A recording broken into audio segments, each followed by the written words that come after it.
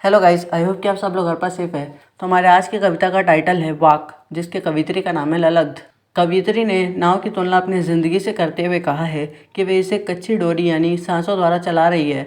वह इस इंतज़ार में अपनी ज़िंदगी काट रही है कि कभी प्रभु उनकी पुकार सुनेंगे, उन्हें इस ज़िंदगी से पार कराएंगे। उन्होंने अपने शरीर की तुलना मिट्टी के कच्चे ढांचे से करते हुए कहा कि उसे नित्य पानी टपक रहा है, यानी प्रत्येक दिन उनकी उम्र कम होती जा रही है। उनके प्रभु मिलन के लिए किए गए सारे प्रयास व्यर्थ होते जा रहे हैं। उनके मिलने की व्याकुलता बढ़ती जा रही है। असफलता प्राप्त होने से उनको गिलानी हो रही है।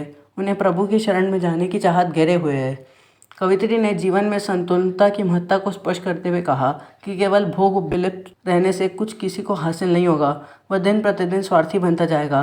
जिस दिन उसे स्वार्थ का त्याग कर त्यागी बन गया तो वह अहंकारी बन जाएगा, जिस कारण उसका विनाश हो जाएगा।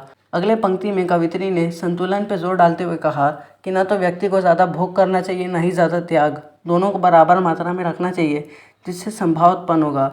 इस कारण हमारे हृदय में उदारता आएगी और हम अपने पराये से उठकर अपने हृदय का द्वार समस्त संसार के लिए खोलेंगे। कवित्री ने अपने पश्चाताप को उजागर किया है। अपने द्वारा परमात्मा से मिलन के लिए सामान्य भक्ति मार्ग को न अपनाकर हठ योग का सहारा लिया, अर्थात उसने भक्ति रूपी सीढ़ी को न चढ़कर कुंडलिनी योग का जागृत कर परमात्मा और अपने बीच सीधे तौर पर सेतु बनाना चाहती थी। परंतु वह अपने इस प्रयास में लगातार असफल होती रही है और साथ में आयु भी बढ़ती गई।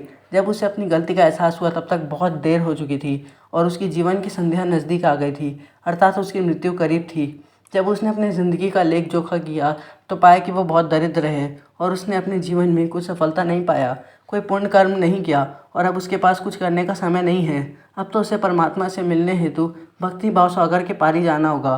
पार पाने के लिए परमात्मा जब उससे पार उतराई के रूप में उसके पुण्य कर्म मांगेंगे तो वह ईश्वर को क्या मुँह दिखाएगी और उन्हें क्या देगी, क्योंकि उसने तो अपनी पूरी ज़िंदगी ही हठ योग में बिता दिया। उसने अपनी ज़िंदगी में ना कोई पुण्य कर्म किया और ना ही कोई उदारता दिखाई।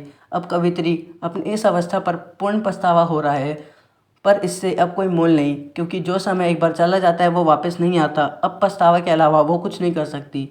कवित्री ने बताया कि ईश्वर कण कण में व्याप्त है, वह सबके हृदय के अंदर मौजूद है। इसलिए हमें किसी व्यक्ति से हिंदू मुसलमान जानकर भेदभाव नहीं करना चाहिए। अगर कोई ज्ञानी तो उसे स्वयं के अंदर झांक कर अपने आप को जानना चाहिए। यह ईश्वर से मिलने का एकमात्र साधन है। तो गाइस, आई होप कि आपको एक्सप्लेनेशन समझ आ गया होगा।